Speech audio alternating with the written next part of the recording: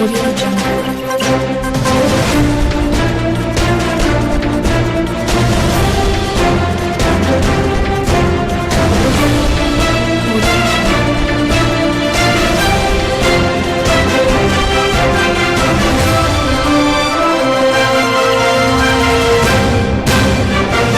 Mesdames, Messieurs, bienvenue à tous dans cette grande édition du journal sur Michapi Voice Télévision. Tout de suite, le principal titre.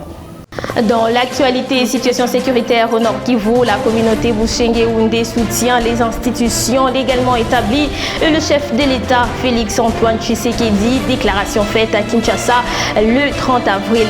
Au sommaire également, le monde entier a célébré le 1er mai la Journée internationale du travail. Vous suivrez un récit réalisé par nos reporters. Encore une fois, bienvenue à tous dans cette nouvelle session d'information. Je l'ai annoncé en titre. Le 1er mai de chaque année, les travailleurs du monde entier se rassemblent en solidarité pour célébrer la Journée internationale du travail. Une occasion pour rendre hommage aux luttes historiques ancrées dans la revendication de la journée de 8 heures. Cette commémoration reste un puissant rappel de la quête permanente pour que des salaires équitables, de conditions de travail sûres et la justice sociale. Plus de détails dans cet élément de Chancela Kambandi. Le 1er mai de chaque année, les travailleurs du monde entier se rassemblent en solidarité pour célébrer la Journée internationale du travail. Une occasion de rendre hommage aux luttes historiques et aux réalisations du mouvement syndical. Ancrée dans la revendication de la journée de 8 heures, cette commémoration reste un puissant rappel de la quête permanente pour des salaires équitables, des conditions de travail sûres et la justice sociale.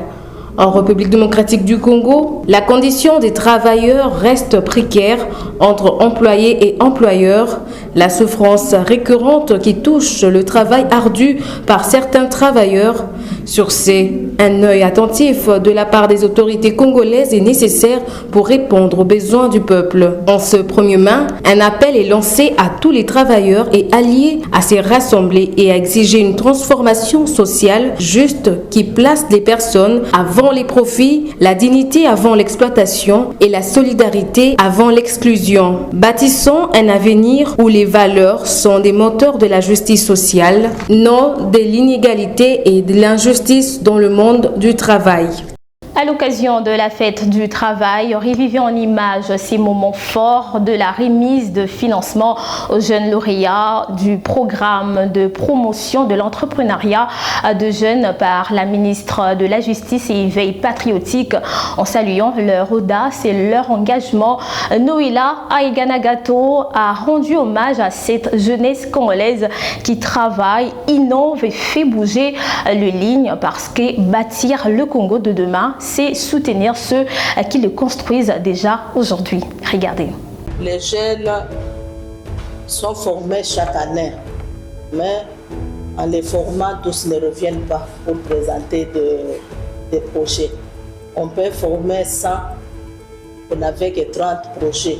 C'est avec un plaisir que je prends parole en ce jour, à l'occasion de la cérémonie de la remise des financements aux lauréats de la subvention Confégès 2025. Ce programme vise à doter les jeunes de 18 à 35 ans de compétences techniques et managériales nécessaires pour se concevoir, lancer et gérer efficacement une petite et une moyenne entreprise. Je saisis cette occasion pour inviter toute la jeunesse congolaise à prendre conscience de sa responsabilité dans le chantier de la reconstruction nationale. L'avenir du pays dépend de l'engagement de chacun d'entre vous. C'est ensemble que nous poserons les jalons d'un Congo uni, souverain, prospère et solidaire. Allez plus loin, soyez des modèles, inspirés et portez haut les couleurs de notre pays et de l'entrepreneuriat congolais. Félicitations à vous, je vous remercie. À quelques heures de la clôture de l'échéance fiscale de l'impôt sur les bénéfices et profits, le ministre des Finances, Doudou Fouamba, a effectué une visite de travail ce jeudi 1er mai à la Direction générale des impôts. Pour quel but? On écoute ses réponses dans cet extrait choisi pour vous par David Bachi. Cette échéance fiscale intervient à un moment très crucial de l'histoire de notre pays. En dépit de l'agression que notre pays a connue, en dépit des difficultés auxquelles nous faisons face, les administrations financières de notre pays n'ont pas abdiqué. Elles ont travaillé d'arrache-pied depuis le début de cette année pour mobiliser les recettes et doter notre gouvernement des moyens de son action. Cette échéance fiscale du mois d'avril va déterminer la suite de l'année budgétaire dans le volet recettes. C'est pour cette raison qu'en tant que responsable du ministère des Finances, autorité hiérarchique de la Direction générale des impôts, je me suis déplacé pour venir encourager ces hommes qui travaillent d'arrache-pied, jour et nuit, pour mobiliser les recettes de l'État. Ce déplacement est consécutif aux différentes réunions que nous avons eues au niveau du cabinet, mais également au niveau de l'administration financière, au niveau de la direction des grandes entreprises. Et aujourd'hui, c'est le dernier jour où les assujettis doivent venir payer les soldes de l'IPP. Et pour nous, il fallait venir nous enquérir de la situation avec le directeur général des impôts pour que nos hommes se sentent accompagnés. Nous voulons que l'environnement des affaires dans notre pays soit amélioré, mais cela ne pourrait se faire que dans le cadre du respect par les différentes parties prenantes de lois et règlements en vigueur dans notre pays. Les assujettis aux contribuables, aux opérateurs économiques devront respecter les lois de la République, comme les administrations financières devront aussi respecter les dispositifs légaux qui sont en vigueur dans notre pays.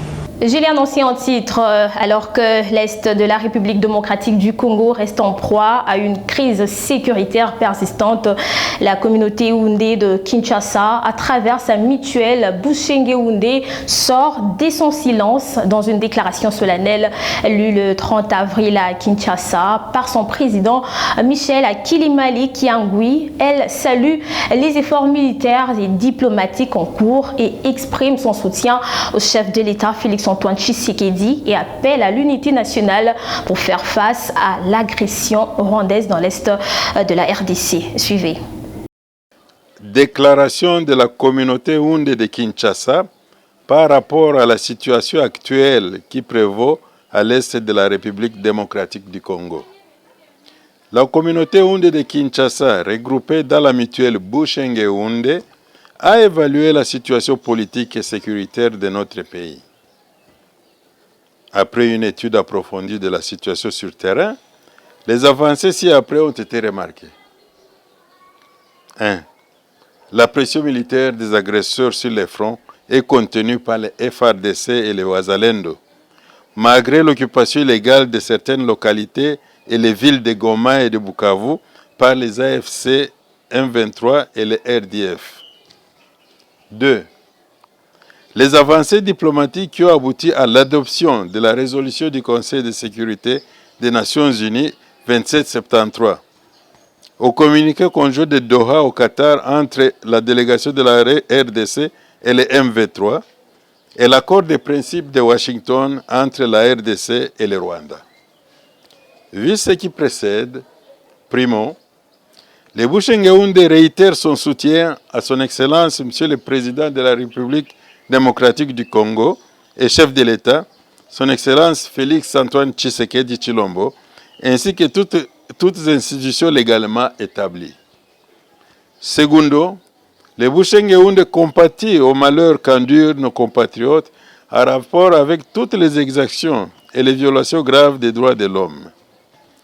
Tertio, le Bushenge Houndé demande au peuple congolais, toutes catégories confondues, de nous unir autour de notre gouvernement afin de barrer la route aux agresseurs qui menacent fortement la souveraineté et l'intégrité territoriale de notre pays. Fait à Kinshasa le 30 avril 2025 pour le Bushenge Houndé de Kinshasa, à Kilimali Kiangui Michel, président. Guerre dans l'Est de la République démocratique du Congo, on en parle encore. Le chef de la délégation du CICR en RDC, Montréal, parle des attentes du comité international d'acheminement volontaire de Goma à Kinshasa, de militaires congolais jadis cantonnés dans les bases de la MONUSCO depuis l'occupation de la ville de Goma par le M23 le 27 janvier 2025. On l'écoute. Le 30 avril, le Comité international de la Croix-Rouge a lancé une opération visant à transporter plusieurs centaines de militaires appartenant au FARDC et des membres de la PNC, la police nationale congolaise, des armées de Goma à Kinshasa. Elles seront accompagnées de certains membres de leur famille. Cette activité conduite par le CICR en tant qu'intermédiaire neutre l'a été à la demande expresse du ministère de la Défense, ainsi que de la MONUSCO et de l'Alliance Fleuve Congo M23. Cette opération pour le CICR vise à réduire les tensions et à protéger les communautés déjà fort meurtries par les événements qui ont affecté la région de Goma. Ces convois sont effectués sur une base volontaire et nous comptons également sur les engagements pris par ces trois acteurs de garantir protection et sécurité durant toute l'opération en vue de conduire à son plein succès. Prenons cette nouvelle, les leaders de l'opposition d'accord pour la souveraineté de la RDC, mais s'alignent derrière la Cinco et les CC via un communiqué conjoint, autrement dit, Katumbi, Fayulu, Kabila et Sesanga signent une déclaration commune dans laquelle ils s'alignent derrière l'initiative des évêques de la Cinco et de l'ECC pour un dialogue en interne. Puis dans un autre chapitre, le mercredi 30 avril 2025, la ministre d'État Thérèse Kayikwamba Wagner a pris part à un atelier de réflexion organisé par le groupe d'études sur le Congo et Ebouteli. Au cours de son intervention, la ministre d'État, ministre des Affaires étrangères, a réaffirmé que les intérêts du peuple congolais sont pleinement défendus et garantis dans l'ensemble de pourparlers engagés en faveur de la paix en RDC. Franck Boucaud nous en dit plus. Lors d'un atelier de réflexion tenu ce mercredi 30 avril 2025 à Kinshasa, la ministre d'État en charge des Affaires étrangères de la RDC, Thérèse Kayikwamba, a réaffirmé la volonté du gouvernement congolais de défendre les intérêts du peuple dans tous les processus de paix en cours. Organisé par le GIEC, groupe d'études sur le Congo en partenariat avec le centre de recherche Ebouteli, cet atelier a permis à la chef de la diplomatie congolaise de souligner l'importance de la redevabilité dans la quête d'une paix durable dans la région des Grands Lacs. Dans un contexte régional marqué par des tensions persistantes, la chef de la diplomatie RD congolaise a rassuré que les discussions engagées à différents niveaux, qu'elles soient bilatérales, régionales ou multilatérales, visent toutes à garantir la sécurité et la souveraineté de la RDC tout en plaçant les aspirations du peuple congolais au centre des priorités. Cet atelier intervient alors que plusieurs initiatives diplomatiques sont en cours pour apaiser les tensions dans l'est du pays, notamment les efforts de médiation régionale et les récentes avancées dans les relations entre la République démocratique du Congo et le Rwanda.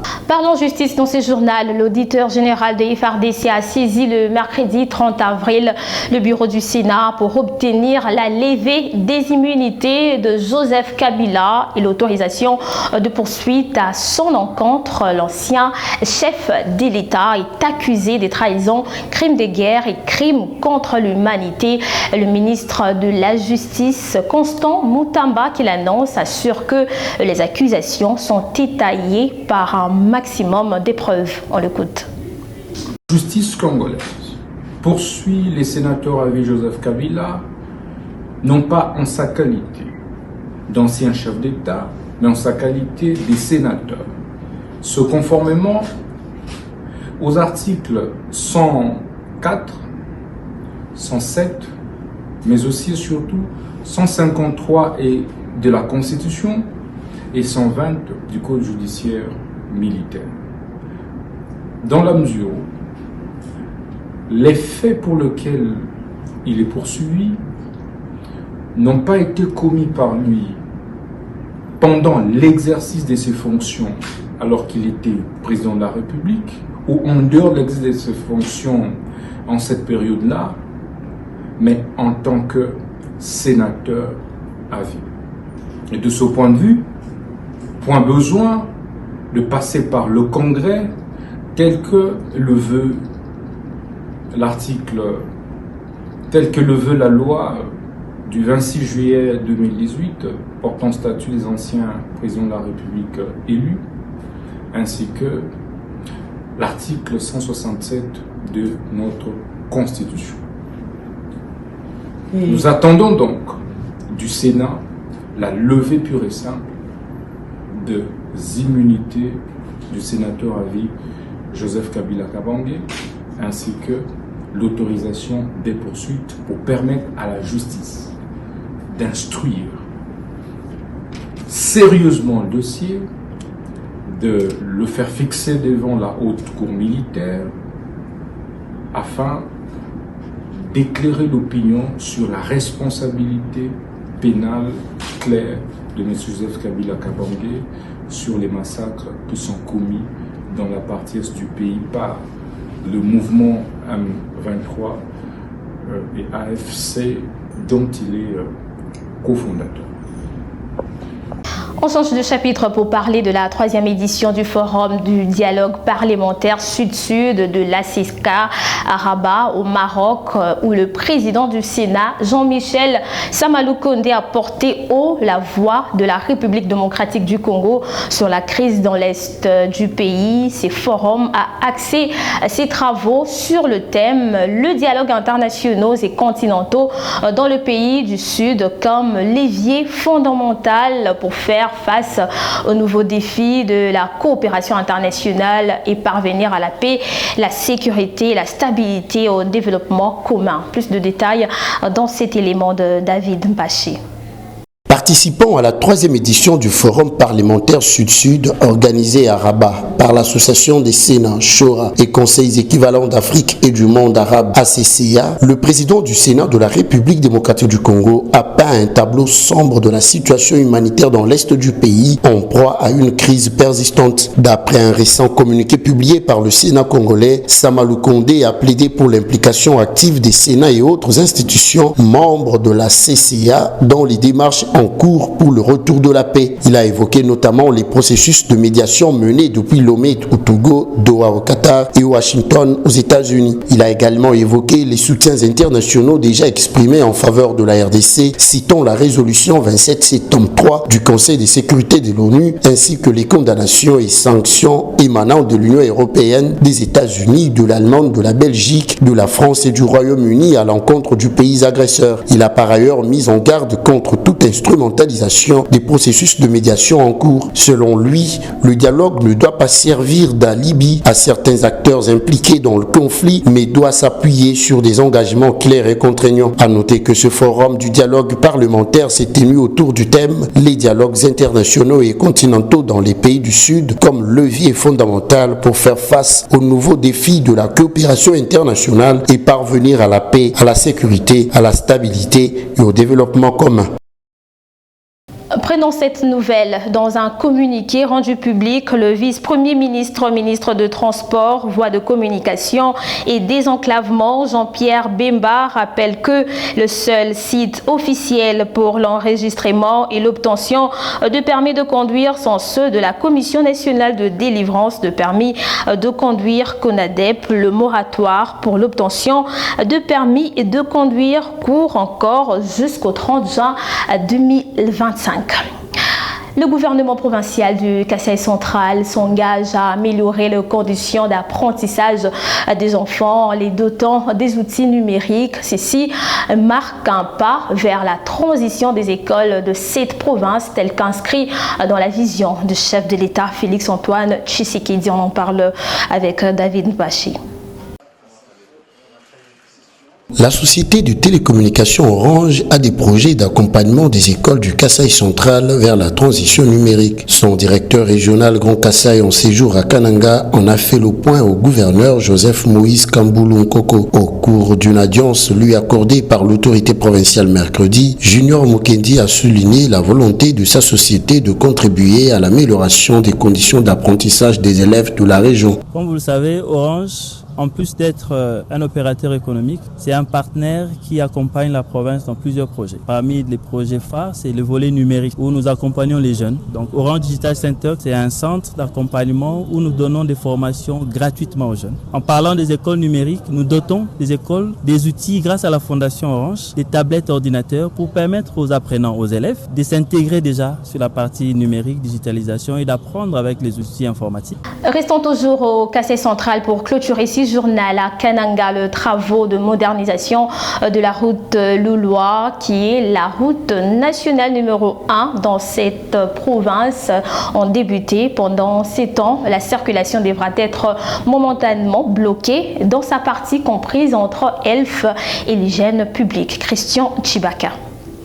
Les travaux de réhabilitation de l'avenue Louloa à Kananga ont déjà été officiellement débutés sous la conduite de l'entreprise Safrimex. À cette occasion, le gouverneur de province Moïse Kamboulou a donné des instructions fermes pour que les avenues Makar et du commerce, désignées comme voies de déviation pendant les travaux, soient immédiatement entretenues et remis en état afin de garantir leur praticabilité.